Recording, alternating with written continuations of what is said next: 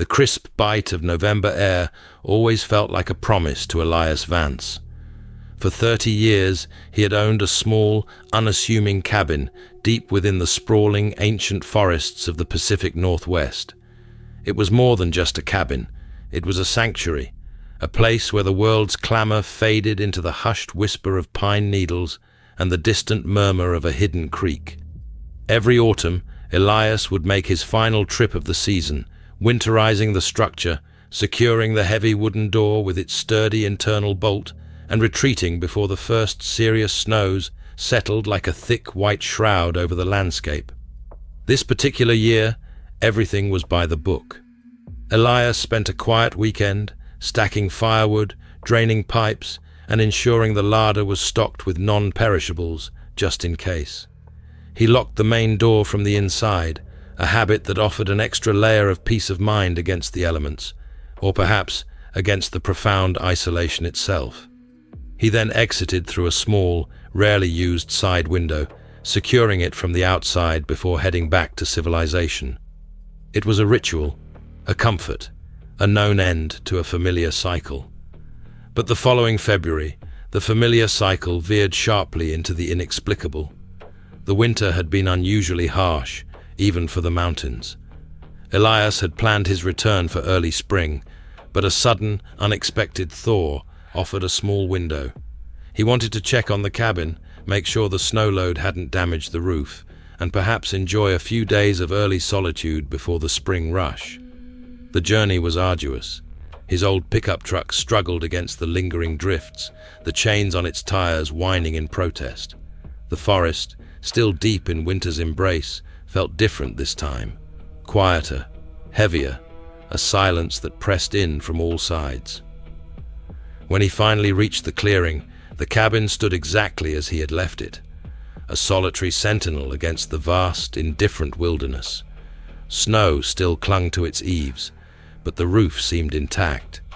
Yet, even from a distance, something felt wrong. No smoke curled from the chimney, which was expected, but there were no tracks in the pristine snow leading up to the porch, nothing to suggest any human presence since his departure months prior. The windows, thick with ice, reflected the grey sky like vacant eyes. As Elias approached, his unease deepened. The front door, a heavy slab of aged timber, was shut tight. He tried the handle. It didn't budge. It was locked, not from the outside, with his heavy padlock that secured the window he used for exit, but from the inside. The internal bolt, the one he had thrown from within, was still engaged. A cold knot formed in his stomach. How could that be? He had secured it himself, and more importantly, if it was locked from the inside, who was inside? Or more chillingly, who had been inside? He circled the cabin, his breath pluming in the frigid air. The small side window he had used for his exit was still latched from the outside, undisturbed. No other windows showed any sign of forced entry, no broken glass, no pry marks. The snow around the cabin was an untouched canvas of white, save for his own fresh footprints. The only way into the cabin was through the door, which was locked from within. With a growing sense of dread, Elias knew he had to gain entry. He was not a man easily rattled, but this was beyond his comprehension. He found a sturdy axe among his winter tools, and with a heavy heart, brought it down on the door's sturdy frame, splintering the wood around the internal bolt. The sound echoed through the silent forest, a jarring violation of the peace. The door swung inward with a groan. The cabin was utterly silent. No welcoming warmth, no flicker of a forgotten ember in the hearth. Just the biting cold, mirroring the frost that had begun to creep into Elias's own chest. He stepped inside, his boots crunching lightly on the thin layer of ice that had formed on the wooden floorboards near the windows. The air was stagnant, heavy with the scent of aged timber and cold, damp earth. The cabin was empty, not just empty of people, but empty of any recent activity.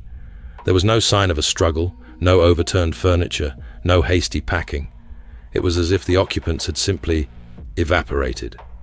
The investigators who arrived days later, once Elias had managed to make contact from a distant ranger station, were just as baffled. They found no fingerprints that didn't belong to Elias, no foreign objects, no blood, no signs of a break-in from the outside, no signs of a struggle on the inside. The details of the scene were unsettling in their very ordinariness. A half-finished game of solitaire lay scattered on a small table by the window, the cards frozen solid. A heavy wool blanket was draped over an armchair, as if someone had just risen from it. A pipe lay on a small side table, beside a half-read book, its pages dog-eared at a particular chapter. In the kitchen, a kettle sat on a cold stove, and a single unwashed mug was in the sink.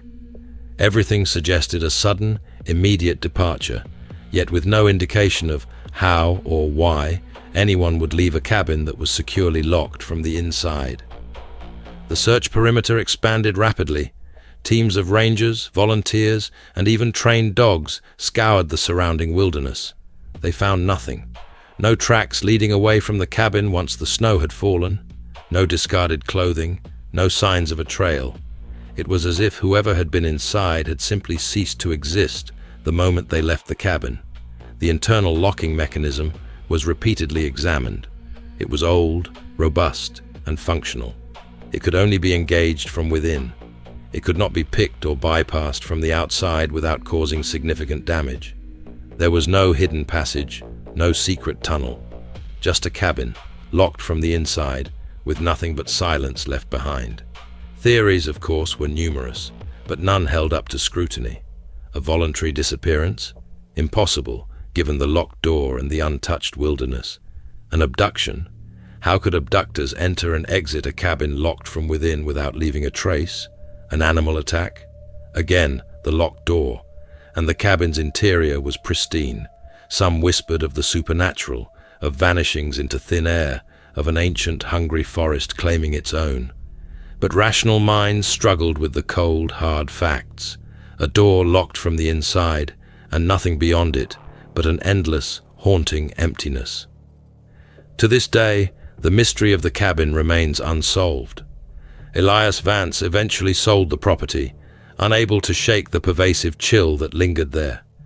The cabin still stands, nestled in the vast indifference of the forest, a silent monument to an impossible absence.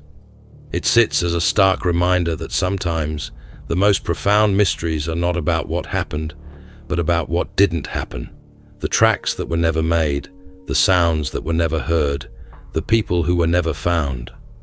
A question mark carved into the very heart of the wilderness, perpetually locked from within and eternally empty.